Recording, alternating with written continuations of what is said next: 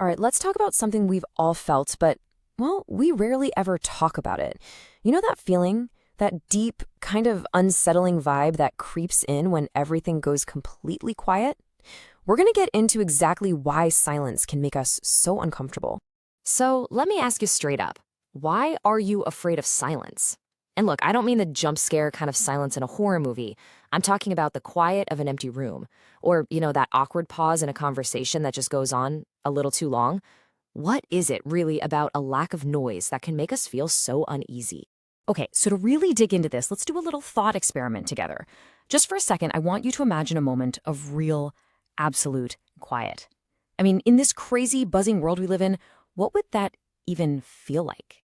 First things first, picture this. No phone in your hand. Yep, no screen to scroll through, no notifications popping up, not even that phantom buzz you swear you just felt in your pocket.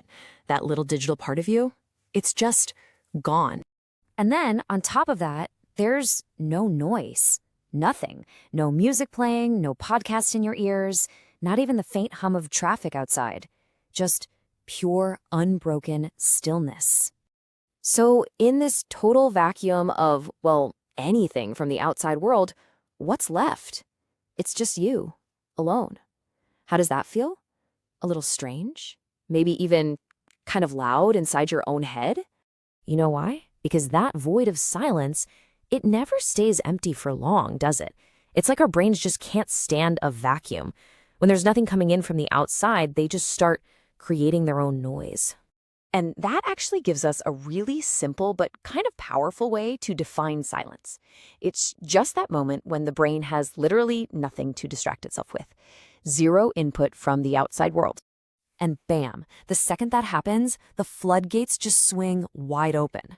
All those thoughts you've been pushing down all day just to get stuff done, they come roaring back. Those feelings you've been way too busy to actually feel, they bubble right up to the surface.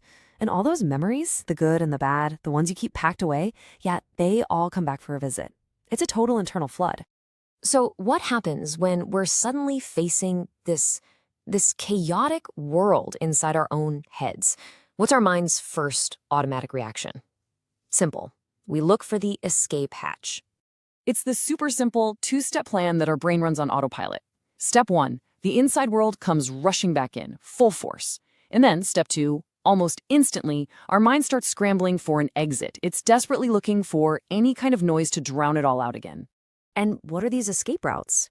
Oh, you know them. They're the things we do 100 times a day without a second thought. We grab our phones, we put on some music, we start talking just to fill the quiet, or we just mindlessly scroll. Literally anything to break that silence.